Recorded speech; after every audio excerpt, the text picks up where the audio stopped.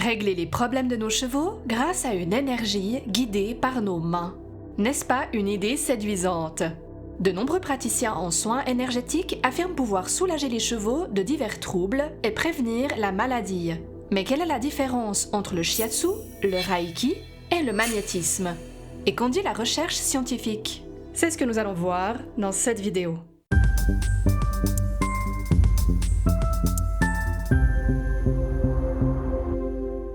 Commençons avec le shiatsu. Le terme shiatsu, littéralement pression des doigts, est utilisé pour la première fois dans les années 1920. Cette technique, originaire du Japon, reprend certains principes de la médecine traditionnelle chinoise, dont les fameux méridiens. Le praticien en shiatsu va donc essentiellement travailler sur ces méridiens. Et voici les preuves de l'existence des méridiens. Erreur du chargement du document. Preuve des méridiens. Non, c'est juste qu'il n'y a rien. Les méridiens n'ont pas de base scientifique. Ils ne sont ni observables, ni mesurables. Concrètement, le praticien en shiatsu utilise la pression des doigts, des paumes ou des coudes sur les méridiens, mais aussi des techniques de massage, comme le pétrissage, les vibrations, les étirements, etc. Au niveau des prétentions qu'apporte le shiatsu, il existe plusieurs sons de cloche. Le syndicat des praticiens du shiatsu équin et animalier français reste très prudent. Le but est d'établir la libre circulation de l'énergie dans un objectif de détente et bien-être, et ne doit pas être pratiqué sur un animal en mauvaise santé. Sauf qu'évidemment, ces prétentions ne sont pas très vendeuses, alors certains praticiens n'hésitent pas à faire d'autres promesses. Tout en précisant que le shiatsu ne remplace pas un diagnostic vétérinaire, ils prétendent que leurs soins renforcent le système immunitaire, aident les cas de dermatite ou de problèmes pulmonaires. Même s'ils ne disent pas concrètement que ça soigne, ça reste une promesse rassurante pour des cavaliers anxieux de la santé de leurs chevaux. Et freine l'évolution de l'arthrose. Tout cela sans donner des sources scientifiques ou des résultats de recherche. Ici, on va encore plus loin, puisque le shiatsu permet apparemment de soulager plein de troubles différents, dont les troubles cutanés, respiratoires, digestifs, hormonaux, locomoteurs, circulatoires et émotionnels. En réalité, il serait plus rapide de dire quel trouble le shiatsu ne soulage pas. Et là encore, aucune étude n'est mentionnée pour valider ces prétentions. Alors, que dit la science? Pour évaluer le shiatsu, je me suis intéressée non seulement aux études qui lui sont consacrées, mais aussi à celles qui portent sur l'acupression. L'acupression consiste à exercer une pression sur des points d'acupuncture précis. Elle fait partie des techniques utilisées en shiatsu, mais contrairement à celui-ci, elle n'inclut ni massage global, ni étirement. Les études sur l'acupression permettent alors d'isoler cet élément précis, la stimulation des points des méridiens, et de voir s'il présente un effet spécifique en lui-même. Cela aide à déterminer si le shiatsu apporte quelque chose de plus qu'un simple massage. Il existe de nombreuses études sur le shiatsu et l'acupression. J'ai sélectionné cette étude qui est une revue systématique sur le shiatsu et l'acupression. Une revue systématique trie et analyse toutes les études qui traitent du sujet. Cette étude conclut que plus d'études sont nécessaires, particulièrement pour le shiatsu, où les preuves sont faibles. Donc pas de preuves solides que le shiatsu ait d'autres bénéfices que l'effet contextuel. Mais l'acupression pourrait avoir des effets bénéfiques sur la douleur, les nausées, les vomissements et le sommeil. Allons donc plus loin avec cette étude, qui est une overview, c'est-à-dire une revue de revues systématiques. Elle analyse plusieurs synthèses d'études déjà publiées. C'est l'un des niveaux de preuve les plus élevés en recherche. Alors, que nous dit cette overview sur l'acupression? En conclusion, bien que 9 revues systématiques sur l'acupression soient actuellement disponibles, l'efficacité de ce traitement n'a été démontrée de manière concluante pour aucune affection. En termes simples, malgré un nombre important d'études, aucune preuve robuste ne permet d'affirmer que l'acupression est efficace sur une pathologie donnée. Et si quelqu'un vous dit le contraire, qu'il vous en fournisse les preuves. Des preuves scientifiques et solides, pas des « non mais t'as qu'à essayer et tu verras que ça marche ». Comme il n'y a aucune preuve que le shiatsu ait un effet spécifique sur la santé de nos chevaux, les praticiens utilisent un jargon suffisamment proche du milieu médical pour nous attirer, mais suffisamment flou pour ne pas être poursuivis pour exercice illégal de la médecine. Malin. D'autres pratiques sont généralement associées au shiatsu, comme l'utilisation du moxa, un bâtonnet d'armoise brûlant que l'on place à proximité des points d'acupuncture. L'avantage de ces techniques, c'est que n'importe qui peut pratiquer ces soins issus de la médecine traditionnelle chinoise, contrairement à l'acupuncture qui nécessite d'être pratiquée par un vétérinaire puisqu'on y utilise des aiguilles. Voilà pourquoi on voit se développer tant de ces pratiques de bien-être dites naturelles. Il n'y a pas besoin de suivre une longue et difficile formation avant d'être soi-même praticien, puisqu'en général, après une petite base théorique, on vous dit qu'il suffit de développer son ressenti. Le Reiki, également originaire du Japon et inventé dans les années 1920, vient de Mikao Usui, qui aurait reçu une illumination spirituelle sur le mont Kurama, après avoir médité pendant 21 jours. Au fil du temps, le Reiki s'est grosso modo divisé en 2 courants. L'un traditionnel, qui conserve la méthode de Mikao Usui, et l'autre, plus moderne, qui intègre parfois des vocalises, des cristaux ou des énergies encore plus puissantes. Mais basiquement, le praticien canalise une énergie universelle et la renvoie au patient par apposition des mains, directement sur le patient ou en distanciel. Le Reiki travaillerait sur les chakras du patient. Et voici les preuves de l'existence des chakras. Erreur du chargement du document. Non, il y a toujours rien. Au niveau des prétentions, on retrouve globalement la même chose que pour le shiatsu. Relaxation, bien-être, jusque-là, on est d'accord. Équilibrer l'énergie, stimulation du système immunitaire, soulager la douleur, travailler sur les maladies chroniques ou aiguës, accélérer le rétablissement post-opératoire. Là, on n'est plus du tout d'accord. Si votre cheval a subi une intervention chirurgicale, je vous déconseille de le mettre en contact avec des personnes qui passent d'écurie en écurie et qui risquent de lui transmettre des germes, à moins que ce ne soit vraiment nécessaire. Mais peut-être que je suis mauvaise langue et que le Reiki apporte vraiment ses effets bénéfiques. Voyons donc ce qu'en dit la science. Cette revue systématique sur les preuves de l'efficacité du Reiki conclut que il n'existe pas suffisamment de preuves pour dire que le Reiki fonctionne pour un quelconque problème de santé. Son efficacité n'est donc pas prouvée. Bon, ça a le mérite d'être clair.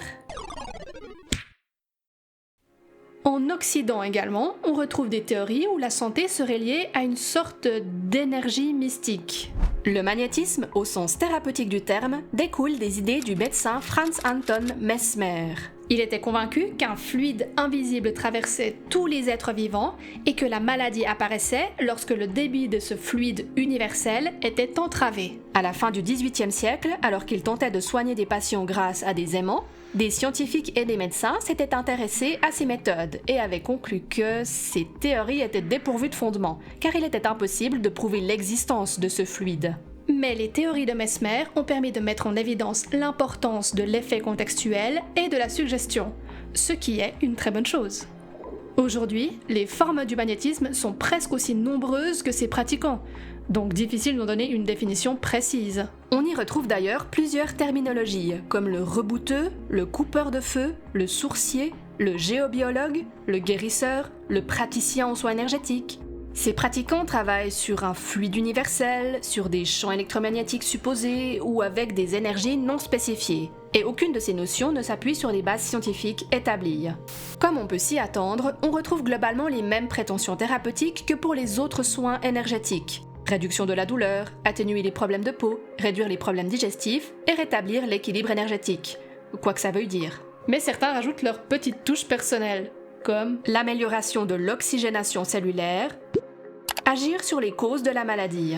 Donc si le cheval a une maladie génétique, le magnétisme va agir directement sur les gènes du cheval. Waouh! C'est quand même très puissant le magnétisme.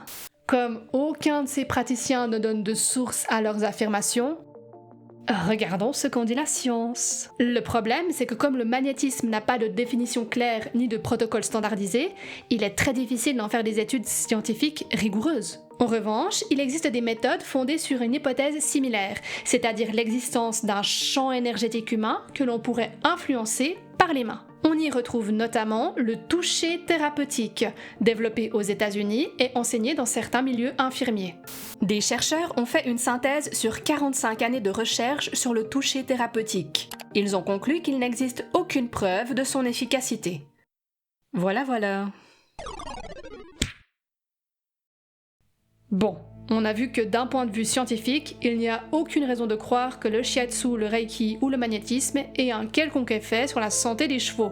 Pourtant, vous avez sûrement pu voir des chevaux réagir positivement à ces séances énergétiques. Détente, mâchouillement, étirement. On ne peut pas dire qu'il ne se passe rien. Et on retrouve d'ailleurs souvent ce genre d'affirmation. Les chevaux, grâce à leur grande sensibilité, sont particulièrement réceptifs aux soins énergétiques. Alors, qu'est-ce qui explique ces réactions si les énergies ne sont pas en cause? Intéressons-nous au système nerveux et biologique de nos chevaux. Le système nerveux autonome, celui qui se déclenche sans intention consciente, se subdivise en 2 catégories. Le système nerveux sympathique et le système nerveux parasympathique. Le premier prépare le corps à des situations qui exigent de la force ou une perception accrue, indispensable dans les réactions de fuite ou de lutte. Le second, celui qui nous intéresse, a un effet inverse. Il cherche à économiser l'énergie du corps et a un effet apaisant. Lorsqu'on installe notre cheval dans un environnement calme, que l'on est détendu et qu'on lui propose un toucher doux ou juste notre simple présence, on crée un contexte qui favorise l'activation du système nerveux parasympathique. Bien sûr, il peut arriver, comme dans cette vidéo, que le contexte ne soit pas perçu comme apaisant par le cheval et que donc, ce soit le système sympathique qui soit activé. Mais si le cheval n'est pas en état d'alerte, de stress ou malade, son corps va facilement se relâcher et on peut observer les signaux suivants. Bâillement, abaissement de l'encolure, relâchement de la lèvre inférieure, appui sur un seul postérieur, étirement.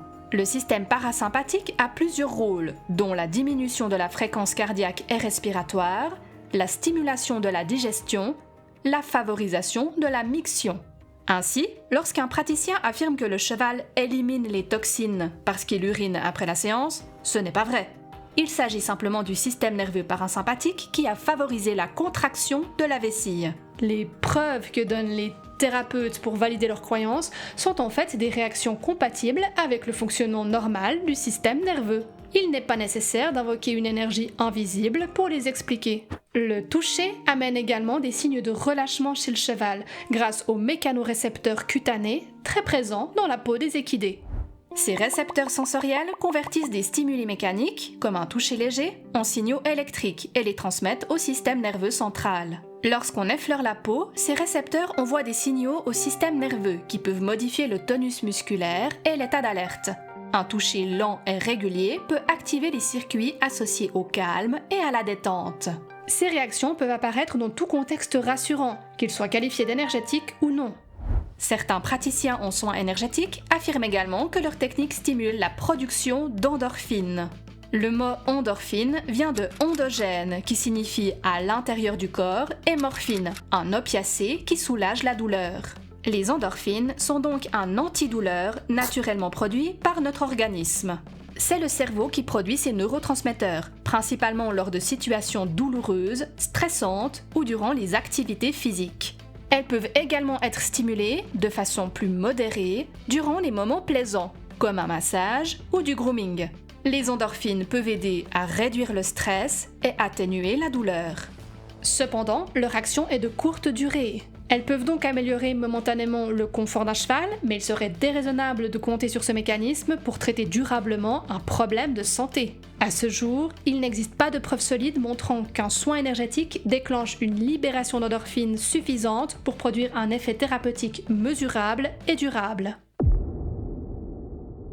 Faut-il conclure que le shiatsu, le reiki et le magnétisme n'ont aucun intérêt? Non.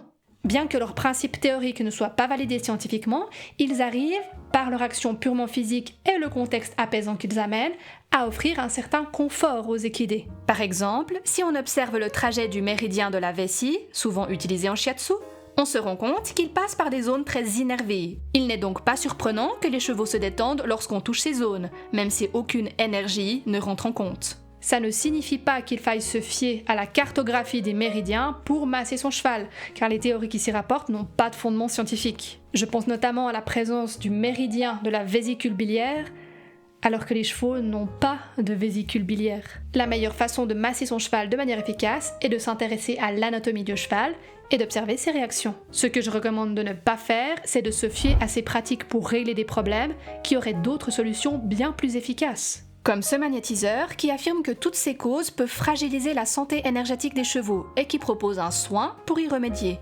Mais si le cheval a des troubles digestifs, ne serait-il pas plus efficace de contacter un nutritionniste et qu'un professionnel plutôt que de lui faire une séance de magnétisme? Pour une approche qui se veut holistique, n'est-ce pas contre-productif de ne pas chercher à résoudre les problèmes à la source? Ce qu'il faut retenir, c'est qu'à ce jour, il n'existe aucune preuve solide qui montre que le shiatsu, le reiki ou le magnétisme permettent de prévenir ou de traiter des maladies. En revanche, dans un cadre calme et respectueux, ces pratiques peuvent procurer un moment de détente et de confort. Après avoir examiné ce que dit la recherche et ce que l'on sait du fonctionnement du corps du cheval, voici mes conseils.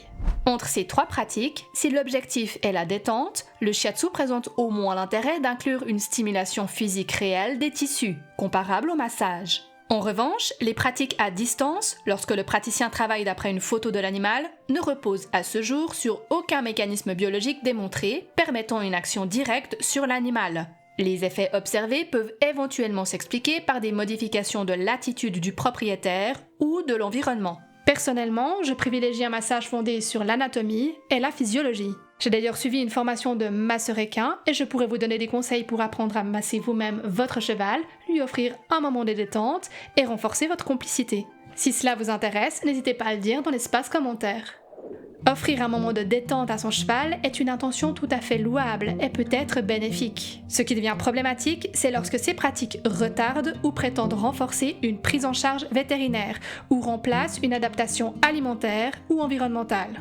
L'idée de pouvoir régler les problèmes de son cheval grâce aux énergies guidées par nos mains est certes séduisante, mais ne laissez pas votre esprit renoncer à la logique et n'oubliez jamais de lâcher la bride à votre réflexion.